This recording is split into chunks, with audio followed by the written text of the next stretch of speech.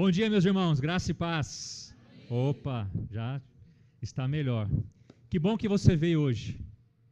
Sabia disso? Que hoje é um dia especial. Nós deveríamos entender que esse é um dia especial. Se nós entendermos que a nossa vida, o nosso tempo, ele não é cíclico. Porque muitos de nós, às vezes, porque o nosso relógio marca manhã, tarde e noite, ou as nossas estações são sempre repetitivas, nós temos a ideia que o tempo é cíclico, mas o tempo é linear. Ou seja, imagine se ao nascer, ao invés de nós comemorarmos o nosso primeiro aniversário, nós pudéssemos então comemorar o nosso 109º, ou nosso 80º aniversário, e nós fôssemos uma contagem não do 0 até o 80 ou até o 70, mas do 80 até o 0? Como que seria a nossa vida?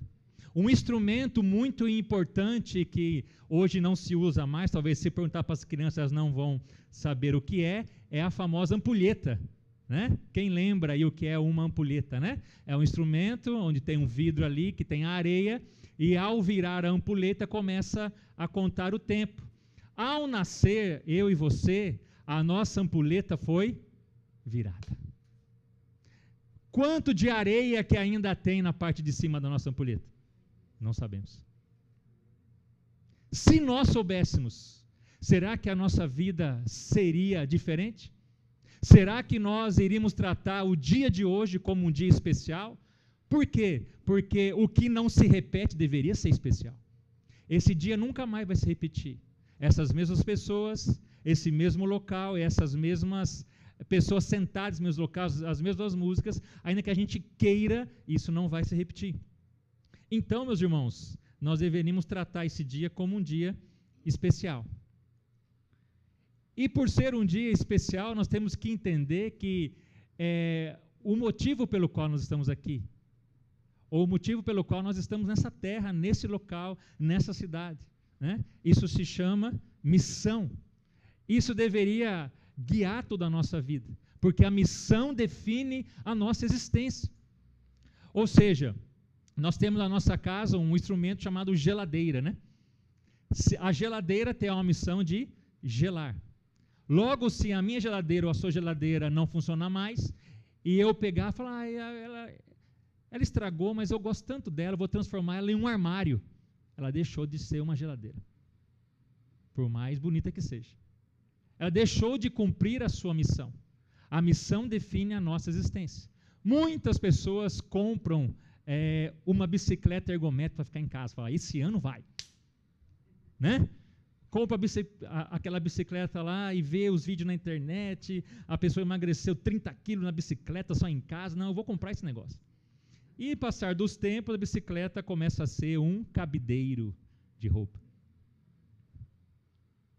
E por mais nobre que esse cabideiro seja, ao ponto dele segurar um vestido de noiva, que é uma roupa sem palavras para a gente aqui descrever, essa bicicleta deixou de cumprir a sua missão. Porque a missão define a nossa existência. Se nós vivêssemos assim, entendendo que o nosso tempo é linear, não é cíclico, e os dias são únicos e especiais, nós não teríamos mais dias ordinários na nossa vida. Se nós entendêssemos e pensarmos que a nossa existência era definida por causa da nossa missão, nós não viveríamos aleatoriamente nesse mundo. E por isso que nós precisamos entender isso na palavra, e somos convidados a nos reunir como igreja aqui. E a igreja é um local onde você é convidado a não andar sozinho, né? Nós, eu e minha família, temos o privilégio de servir aqui na Batista Redenção, né? Temos aí o nosso pequeno grupo às quartas-feiras, tem os outros pequenos grupos, e é um lugar onde você deveria estar. O pequeno grupo é um lugar onde você é discipulado, onde você compartilha o seu coração, onde você aprende, onde você derrama a sua vida, onde pessoas vão caminhar com você. Um outro momento que nós temos muito especial aqui na nossa igreja, desde 2024, são as nossas reuniões de oração online. É algo maravilhoso. Nós vemos Deus respondendo às orações que nós fazemos. Que momento maravilhoso é o culto aqui, o nosso culto solene, a nossa celebração, onde nós podemos adorar a Deus juntos, nós podemos glorificar a Deus juntos, ter um tempo de comunhão com os irmãos. E assim, meus irmãos, nós vamos entender que a vida, ela não deve ser vivida sozinha. Ela é muito melhor se for uma vida compartilhada. Então, nós entendemos que o dia ele é único, ele é especial, a missão define a nossa existência e nós precisamos viver em comunidade. Abra sua Bíblia em Lucas capítulo 10, do 1 ao 4. E nós vamos entender, então, 4 requisitos para cumprirmos a missão. Que missão que é essa? A missão ela é dupla. A missão é adorar e proclamar. A minha missão é adorar a Deus e proclamar a palavra de Deus às pessoas. Lucas 10, do 1 ao 4. Diz assim: Depois disso, o Senhor escolheu outros 70 e os enviou de 2 em 2, para que fosse adiante dele a cada cidade e lugar onde ele haveria de passar.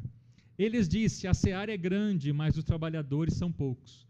Por isso, peçam ao Senhor da seara que mande trabalhadores para a sua seara. Vão, eis que eu os envio como cordeiros para o meio de lobos. Não levem bolsa, nem sacola, nem sandálias, e não saúdem ninguém pelo caminho. Oremos ao Senhor. Espírito Santo, aonde o Senhor está, há liberdade. O Senhor está aqui em nosso meio. Nós invocamos o nome de Jesus já na adoração. Nós adoramos o Senhor, Deus Pai, e pedimos que o Senhor, Espírito Santo, fale em nossos corações, através da palavra. E estamos aqui para isso, Senhor, para ouvir a Tua direção, para sermos confrontados pela Sua palavra, para sermos animados pela Sua palavra, para sermos, Senhor Deus, instruídos pela Tua palavra, para sermos transformados pela Tua palavra e que saiamos daqui diferentes. Senão não faz sentido a gente estar aqui, Senhor. Se nós não sairmos daqui diferentes, não faz sentido nós estarmos aqui. Então que o Senhor venha entregar a porção que cada um precisa aqui nessa manhã, que só o Senhor pode fazer, eu não posso fazer isso. Só o Senhor pode fazer. Então, que a palavra do Senhor possa cumprir tudo o que lhe apraz, em nome de Jesus. Amém, meus irmãos? Louvado seja o nome de Jesus. Muitos irmãos novos aqui na igreja, talvez vocês não nos veem frequentemente aqui, né? Eu e a minha esposa, nós somos missionários com uma missão, a UEC, é uma missão interdenominacional, internacional, somos voluntários nessa missão, e estamos aqui em Recife por causa de uma missão, né? Nosso objetivo é mobilizar a região Nordeste. Temos viajado para diversos lugares. E por que o Nordeste? Porque o Nordeste é a segunda região com mais evangélicos do Brasil. Olha que coisa maravilhosa. Se todos os evangélicos do Nordeste entendessem isso, nós revolucionaríamos o mundo. Por quê? No Nordeste nós temos 12 milhões de crentes. Diga amém, irmãos? Amém, que bênção. Isso é maravilhoso, né?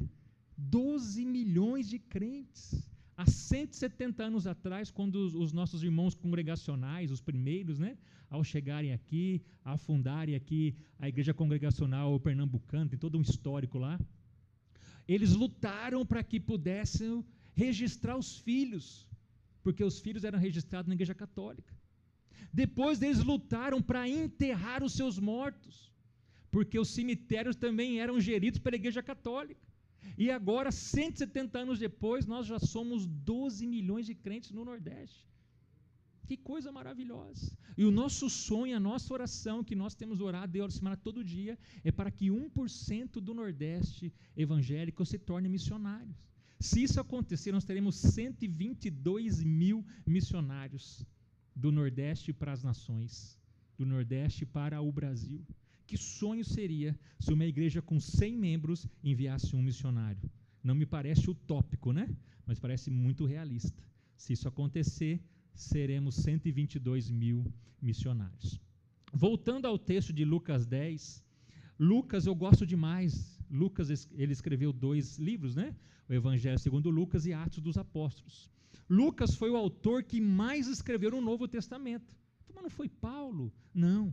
Né? Se você contar a quantidade de palavras, Lucas foi o que mais escreveu no Novo Testamento. Lucas era médico. Né? Paulo fala, né, ao médico amado Lucas. Lucas era médico, Lucas era um estudioso. E por causa disso, ele diz no início do seu evangelho, o Evangelho segundo Lucas, que ele empreendeu uma pesquisa. Então, Lucas ele tem uma característica de um historiador maravilhosa, é muito elogiado. Além disso, o grego de Lucas, ele é um alto padrão, considerado como um padrão de excelência. Então, Lucas era médico, estudioso, Lucas era um excelente historiador, um excelente escritor. Além disso, meus irmãos, Lucas também, há quem diga que Lucas era um artista. Uau, que homem, hein? Eu gosto de pensar de Lucas um artista, porque quando eu leio a palavra, é como se eu estivesse na frente de um quadro, né? Não sei se você já teve oportunidade de ir a algum museu, onde tem quadros gigantescos, e você começa a olhar esse quadro. O seu olho quer ver o todo, depois você quer ver detalhes, você se mexe para cá, você se mexe para baixo, você olha para cima, você vai para frente, você vai para trás, e o seu olho quer realmente contemplar cada detalhe. Ao ler a palavra, nós precisamos fazer isso, né? Não como alguns irmãos têm dificuldade e o braço fica curto, né? Mas a gente pensar nos detalhes da palavra, porque a palavra é maravilhosa.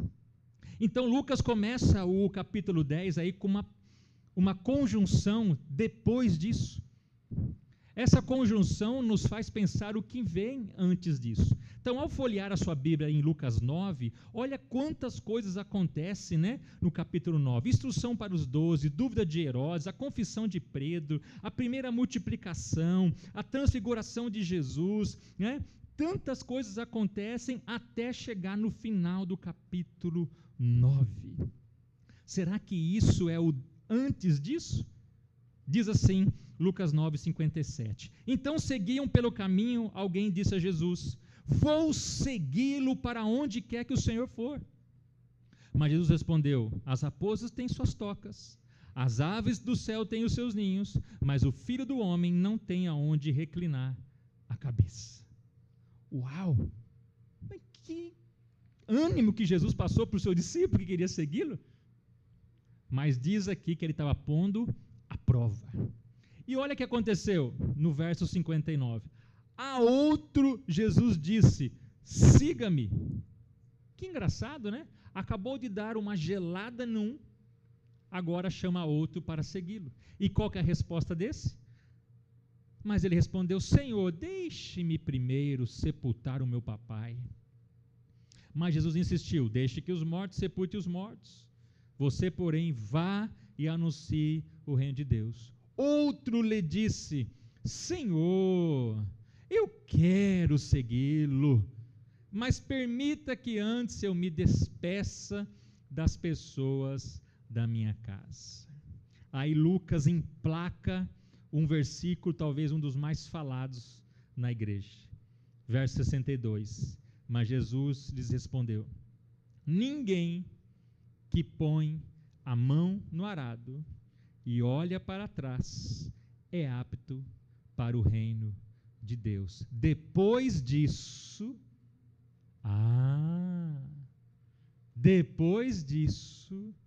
o Senhor escolheu outros 70. Então, o antes disso é a prova dos discípulos. A um ele deu uma gelada, talvez ele estava com a motivação errada. Os outros que ele convidou começou a dar desculpa. Ele disse: olha, quem põe a mão na arado e olha para trás não é apto para o reino de Deus. Depois disso, o Senhor. E aí eu quero começar com o primeiro requisito para cumprir a missão. Pode pôr aí, João, por favor. Lucas começa o Lucas 10:1 com um adjetivo para Jesus. Ele põe o Senhor. Ele não pôs Messias, ele não pôs Salvador, ele não pôs o Filho do Homem, o Filho de Deus, não. E aqui Jesus ainda não tinha passado pela Páscoa, né? Ele não tinha morrido e ressuscitado ainda, mas Lucas já o coloca como Senhor. E o primeiro requisito que nós precisamos ter para cumprir a nossa missão é reconhecimento do senhorio de Jesus Cristo na minha vida cotidiana. E por que eu falo isso, meus irmãos? Não é de hoje que os livros seculares, inclusive, têm Jesus como títulos. Jesus, o maior psicólogo que já existiu. Jesus, o maior líder que já existiu. Jesus, o melhor contador de história. Jesus, o líder das multidões. E aí vai, técnicas de Jesus. E não sei mais o quê. Né? Então o mundo começa, de certa forma, a ter Jesus como um exemplo. Uau, mas isso não é bom? Começa a tentarem estudar as técnicas de Jesus. E isso, de uma maneira muito perigosa, muitas vezes tem entrado no coração da igreja, achando que Jesus ele é somente um exemplo para nós. E isso vai nos trazer problemas. Por quê? O exemplo não manda nada. O exemplo a gente segue se a gente quer, ou a gente segue em partes. Então nós iremos falhar todas as vezes que nós não reconhecemos o senhorio de Jesus Cristo na nossa vida. A vida cristã passa a ser escolhas, um cardápio, um menu para a minha vida. E por isso que Lucas, ele então emplaca Jesus como Senhor, porque ele vai trabalhar os dois seguintes verbos que são ligados ao que é Senhor. Então, Jesus é muito mais do que um exemplo a ser seguido.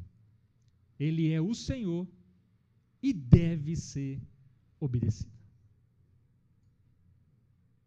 Se nós entendermos isso, a nossa vida será outra. É muito lindo e muito fácil ter Jesus só como exemplo. Mas ele não é, pastor? Claro que é. A Bíblia fala que nós temos que ser igual a Jesus, ele é o nosso alvo. Mas Jesus não é só o exemplo. Ele não é só exemplo. E aí Lucas trabalha então os dois seguintes verbos. Presta atenção comigo no versículo 1. Depois disso, o Senhor escolheu outros 70 e os enviou de 2 em 2. Por que esses dois verbos estão intimamente ligados com a palavra Senhor? Quando você vai para o dicionário grego e ver a palavra Senhor, tem o significado, né? Senhor, aquele a quem uma pessoa ou coisas pertencem, sobre o qual ele tem o poder de decisão. Então o Senhor tem o direito, o poder da escolha e o direito de decisão, o direito à posse e o poder de decisão. Jesus escolheu e Jesus enviou. Jesus tomou posse e Jesus tomou uma decisão. De novo, é muito gostoso a gente pôr adesivo no carro ou escrever: sou propriedade de Jesus. Que glória! Amém? É uma bênção. Só que quem é propriedade de alguém, o proprietário tem o direito de fazer qualquer coisa. E aí não, eu não quero brincar mais não. Porque eu não quero que ele decida os meus planos. Eu não quero que ele mexa no meu planejamento de vida. Opa, mas você não é propriedade dele? O Senhor tem o direito à posse e o poder de decisão. Jesus escolheu, Jesus enviou. Engraçado se você pensar no capítulo 9, Jesus pergunta, né? Me siga, meu querido. Ah não, Senhor, meu pai morreu, eu tenho que ir lá fazer um enterro. Vem me seguir. Não, Senhor, eu preciso comprar a minha casa na praia, lá na roça. Eu preciso terminar aqui ainda o meu tempo. E nós vamos dando respostas para ele. Nós vemos isso desde Moisés, Não, Senhor, não sei falar, sou gago, né? Até no Novo Testamento aqui. Nós com desculpas e mais desculpas para cumprir a nossa missão. Senhorio de Jesus Cristo na nossa vida cotidiana. Segundo requisito para nós cumprirmos a missão, versículo 2, ele lhes disse, a seara é grande, mas os trabalhadores são poucos. Por isso, peçam ao Senhor da seara que mande trabalhadores para a sua seara. Primeira aula que ele dá para os 70. Ele dá uma informação. Ó, tem muito trabalho. E vocês são poucos. Entre linhas, não murmure, porque sempre vai ter mais trabalho. E sempre vai ter pouca gente. Eu fui numa igreja um dia pregar, a igreja tinha, 400 membros. Eu falei, pastor, como é que é a igreja, tal, reunião dos jovens? Então, nós não temos reunião de jovens. Mas por quê? Nós não temos líderes de jovens. Como é que é?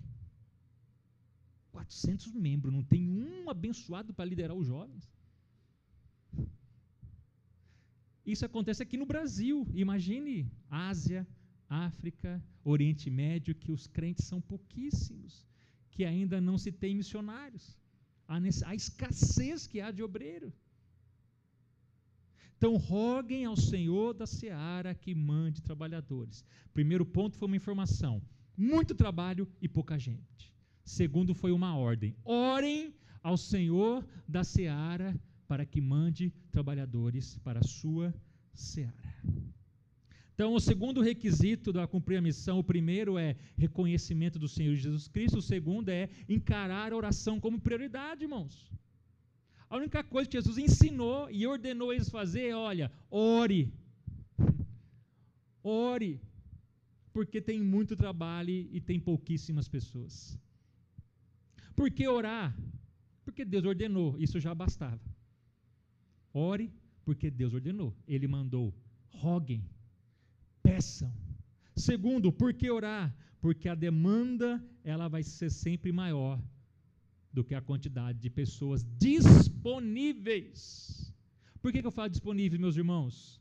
Porque no Brasil nós temos 49 milhões de evangélicos. Vamos arredondar para 50.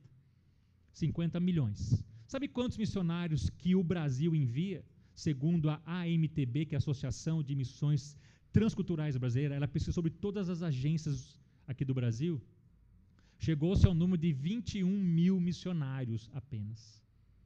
Ô louco, pastor, 21 mil apenas? É, porque nós temos que trabalhar não é com a quantidade, mas com a proporcionalidade. 50 milhões arredondando para 21 mil missionários são cerca de 0,04%. Não me parece que o Brasil é um país missionário, com uma estatística de 0,04% de missionários. Uma nação tão grande que envia tão pouco. Estava na Tailândia em 2022, uma reunião da UEC com mais de 250 líderes de 69 nacionalidades, e nós dividimos em vários grupos lá nessa reunião, e para onde eu ia, eu falava, sou do Brasil, tal. Ele falou assim, onde estão os brasileiros? Eu falei assim, lá no Brasil. Não. Onde estão os missionários brasileiros? Porque a gente ouve daqui que está havendo um avivamento no Brasil. Eu falei, é? Porque na história, avivamento começa com oração, se produz arrependimento, gera o avivamento e gera o envio missionário. Logo, os estrangeiros lá fora, eles, os missionários que estavam lá comigo, os meus colegas de mais de 69 nações, falaram, não está tendo avivamento? Se está tendo avivamento, cadê os missionários? É uma lógica bíblica e histórica, mas não está acontecendo. Alguma coisa está no imbróglio do caminho. Orar por quê? Porque nós precisamos depender de Deus. Eu e a Lucimara temos colocado o nosso relógio para despertar todos os dias às 10h02 da manhã, lembrando para orar por mais trabalhadores. Todo dia, Senhor, manda nordestinos para missões. Desperte o povo evangélico do Nordeste para ser missional aonde eles estão, mas serem enviados também missionários para onde o evangelho ainda não foi pregado. É importante você ser missionário no seu local? Claro, o terceiro requisito é esse. Terceiro requisito, senso de missão. Verso 3, vão, eis que os envio como cordeiros para o meio de lobos. Nós precisamos ter o senso de missão. O que é isso? Aquilo que eu falei no início da ministração. A missão define a nossa existência. Se você está no Banco do Brasil, como o pastor sempre repete, né? No Banco do Brasil, repartição pública, no consultório, no comércio, no açougue, salão de beleza, aonde você estiver, Deus espera que ali você seja um embaixador e você cumpra a missão: adorar e proclamar. O senso da missão nos leva a ligar as antenas e enxergar as oportunidades. É como quando a gente quer, assim, por exemplo, nós queremos comprar um carro ou uma moto, a gente define o carro, define a cor do carro, enfim. Agora, onde você vai, você acha esse carro. Nossa, vai no shopping, está dirigindo aqui na rua, passa o carro. Aonde você vai, parece que está ali aquele carro. Não é que parece que ele está ali, meu irmão, minha irmã. É que a sua atenção agora está voltada para onde tem um ponto verde, amarelo, branco, sei lá, e está o carro ali. Jesus, aonde ele passava, ele viu aquela mulher no poço, uma oportunidade. Viu um homem na árvore, ali está outra oportunidade. Viu um homem deitado do lado daquele poço, uma oportunidade. Jesus tinha o senso da missão. E nós precisamos entender isso. Ter uma mente missionária para que a gente enxergue as oportunidades. Fui cortar o cabelo esses dias atrás aqui no salão, eu vou bem cedinho, aí estava só os dois cabeleireiros lá, e estava ouvindo alguma coisa no YouTube. Falei, rapaz, põe uma música aí. Qual que é? Eu pus lá. Digita aí, Novo Dia Black Gospel. Né? Aí começou, novo dia, bem cedo de manhã, né? Novo dia recebi para te louvar, e começou aquele sonzão legal, e com a música boa. E falou, rapaz, mudou o ambiente, hein? Falei, é isso. Jesus quer mudar, não só o ambiente, vai mudar o seu coração. E eles começam já a pregar o evangelho. Está no Uber, né? Já falei várias vezes aqui, entra no Uber, pergunte, né? Bom dia, boa tarde. Já leu a Bíblia hoje? O cara já toma um susto, você já entra com a Bíblia. Né? Você já entra com o Salmo 37:5. Aí peguei um Uber católico, ele falou assim, eu sou católico. Eu falei, que legal. Você sabia que nem todo mundo é filho de Deus? Ele já bugou a cabeça. Aí comecei a falar João 11 e tal. Ele falou, rapaz, eu não sabia disso. Aproveite as oportunidades. Fui fazer a minha CNH agora pernambucana, que era mineira antes, né? E fui lá no médico e tal, e por profissão, sempre aquela dúvida, né? O que eu sou? Engenheiro, pastor, missionário, não sou nada. Aí falou, missionário aqui. Missionário, aí fui lá na médica, a médica avaliou, tal, ela preenchendo a ficha. Falou, onde você fez missão? Agora abriu a porta. Aí já preguei a palavra para ela. O marido estava com Alzheimer, ela estava toda com pânico. A filha mora nos Estados Unidos, estava com medo dos muçulmanos, aquele negócio todo, e ali você prega a palavra. É nós sermos intencionais na nossa missão. Né? Mudamos de Minas Gerais para cá, a gente morava na missão, em Minas Gerais, comprava sempre as minhas carnes num açougue ali perto da missão. Antes de vir embora, fomos lá na SBB, compramos lá 8 Bíblias. Fomos num pacote, escrevemos, demos para todos aqueles açougueiros que me vendiam aquelas carnes de porco deliciosas que tinha lá em Minas Gerais. Nós temos que ser intencionais, ter o senso da missão. Por quê? Porque aí vamos fechar com o último pré-requisito para cumprirmos a missão. Verso 4. Não levem bolsa, nem sacola, nem sandálias, e não saúdem ninguém pelo caminho. Primeiro requisito, reconhecimento do Senhor Jesus Cristo na nossa vida cotidiana. Segundo, a oração como prioridade. Terceiro, senso da missão. E quarto, senso de urgência e confiança. Jesus falou, não saúdem ninguém pelo caminho. Eu falei, nossa, mas Jesus era mal educado assim? Dá a cumprimentar o povo? Não, meus irmãos, é porque isso é que nem lá no interior, né? Lá no sertão, você vai, passa lá, ô, seu Zé, bom dia, fala, vai sair correndo? Vamos chegar, tomar aqui, né, um cafezinho? Aí você entra lá, você toma um cafezinho. Ó, tá saindo uma broinhazinha aí, um bolo de macaxeira, vamos comer. Aí você come. Aí falou, rapaz, tá quase 4h30, daqui a pouco é a janta. Fica mais um pouquinho, você janta aí. Aí dá 6 horas, você janta. Falei, mas você vai embora agora, tá noite já. Dorme aí. Acabou a sua viagem. Não é verdade?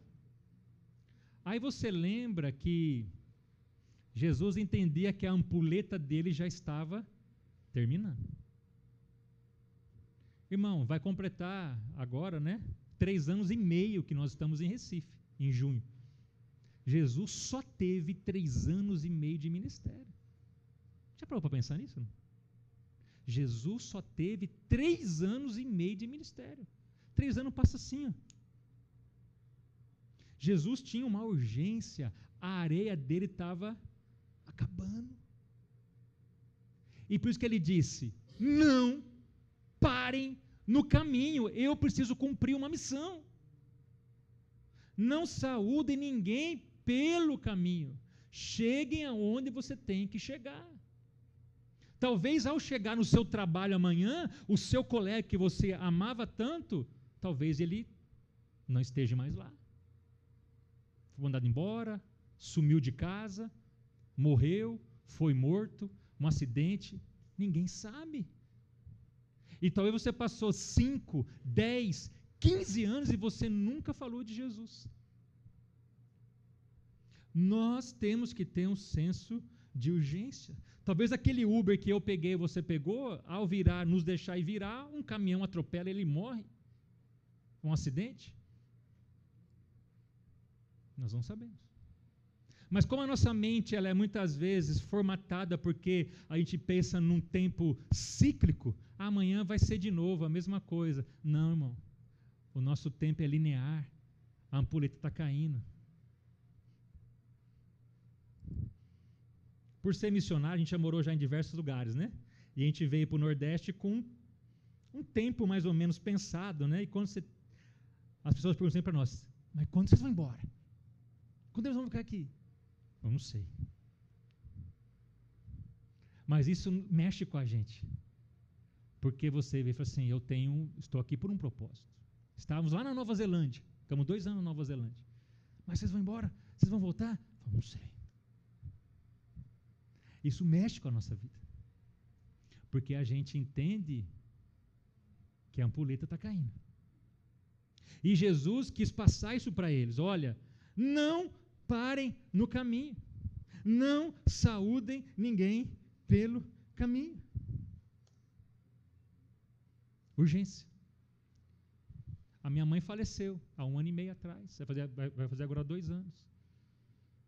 Não esperava. Saudável, 83 anos, andava para cima e para baixo. Mas de repente um dia acordou, a minha sobrinha passou lá, falando coisa com coisa. Era um simples AVC. Aí com o tempo viu que era um câncer no cérebro. E aí em 2, 3 meses ela faleceu. A vida é um sopro. Né? A gente não sabe. Por isso, tenha o senso de urgência. Ore com a sua família. Pregue o Evangelho. Viva como se todos os dias fosse único, porque eles são. Como se todos os dias fossem especiais, porque eles são. E confiança. Jesus disse, não levem bolsa, nem sacola, nem sandálias. Nós precisamos estudar mais sobre as alianças. Deus tem um plano, um propósito. E olha que Deus faz, meus irmãos. Ele fala assim: a quem eu vou enviar? Lá em Isaías ele faz essa pergunta: a quem enviarei? Quem há de ir por nós? Esse plano é dele. Esse empreendimento é dele. Ele é o dono, ele está bancando o empreendimento. Ele só fala: quem quer parte? Quem quer ser sócio comigo? É o que Paulo fala em 1 Coríntios 3. Nós somos cooperadores de Deus. Vamos fazer uma cooperativa com Deus? Você acha que vai dar certo ou vai dar errado? Essa cooperativa. Então, não leve bolsa, nem sacola, nem sandálias. Porque Ele vai prover tudo o que a gente precisa. Mas sabe qual que é o nosso problema? É a síndrome de Adão e Eva, a autossuficiência, a independência que nós, sem querer, buscamos e acreditamos. Eu preciso ter uma estabilidade, eu preciso me agarrar em alguma coisa. É a síndrome de Adão e Eva. Adão e Eva estavam no paraíso, tinha tudo para eles. Mas eles preferiram eles dar conta do negócio. Não levem bolsa, nem sacola e nem sandálias. Quando o Senhor alcançou o meu coração, eu tinha 16 anos. Meus pais não eram crentes, meus avós não eram crentes, ninguém na minha família era crente. Eu fui o primeiro da minha casa. Foi uma luta, não foi fácil. Ainda mais porque eu era roqueiro, metaleiro, né? Imagine só. Um roqueiro se converter. Mas enfim. E eu era muito tímido. E por ser tímido eu era gago. Gaguejava. Primeiro culto que foi pregado dos jovens, eu não preguei, eu só vermelhei e gaguejei. Mas a minha oração ao ler um livro foi: Senhor, faz de mim um bom servo. Essa foi a minha oração. Faz de mim um bom servo. Hoje eu vi aqui o nosso jovem Heitor tocando no violão. A primeira vez que eu toquei no violão lá na igreja, eu toquei no violão acústico sem cabo, só para eu ficar lá na frente. Aí comecei a cantar, porque quem é gago não gagueja cantando, né? Ainda bem, né?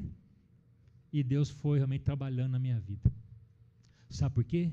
Porque Deus proverá tudo quando nós nos dispomos a cooperar com Ele na missão.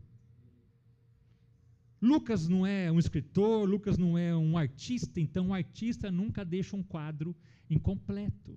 Será que deu certo essa missão? Abra a sua Bíblia em Lucas, capítulo 22, verso 35, para a gente encerrar.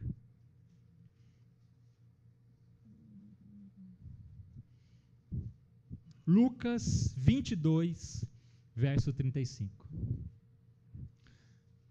Então Jesus lhes perguntou: quando eu os enviei sem bolsa, sem sacola e sem sandálias, faltou alguma coisa? Eles responderam: nada. Não faltou nada. Põe aí o último slide, João, por favor. 4 requisitos para cumprirmos a missão: reconhecimento do senhorio de Jesus Cristo na vida cotidiana, a oração é encarada como prioridade, senso de missão, aonde olhar eu vou ver uma oportunidade missionária, e senso de urgência e de confiança. Vamos orar? Chamar o Ministério de Louvor. Feche os teus olhos.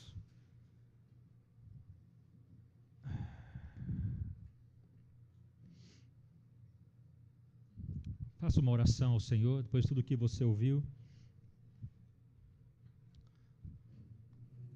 Senhor, nos ajude a enxergar que o nosso tempo ele é limitado, ele é finito, e a nossa ampulheta já está rodando, Senhor, já está caindo. Nos ajude a reconhecer o Senhor Jesus na nossa vida cotidiana, em todas as nossas áreas. Nos ajude a orar mais, a participar mais das reuniões de oração coletiva e também familiares e também individuais. Que a oração não é sozinha, ela é sempre uma reunião entre eu e o Senhor, entre eu, os irmãos e o Senhor, entre a igreja e o Senhor. Senhor, nos ajude também a termos o senso da missão ligado. Nós não estamos nesse mundo por acaso, aleatoriamente. Não vivemos a filosofia, deixa a vida me levar, que é o Espírito Santo que quer nos levar a cada passo. Senhor, também nos dê essa clareza do senso de urgência, tanto do nosso tempo como do tempo daqueles que nos cercam. E nos faça lembrar que eu não preciso de bolsa, nem sacola e nem sandália, porque o plano é teu, a obra é tua, e o Senhor diz: a quem enviarei? E quando nós nos dispomos, quer seja no Banco do Brasil, quer seja na Somália, na Mongólia, Nova Zelândia, México, Gâmbia, Moçambique, o Senhor proverá todas as coisas. Que nós possamos ir contigo aonde o Senhor chamar, cumprir o teu chamado e viver essa essência na nossa vida, em nome de Jesus.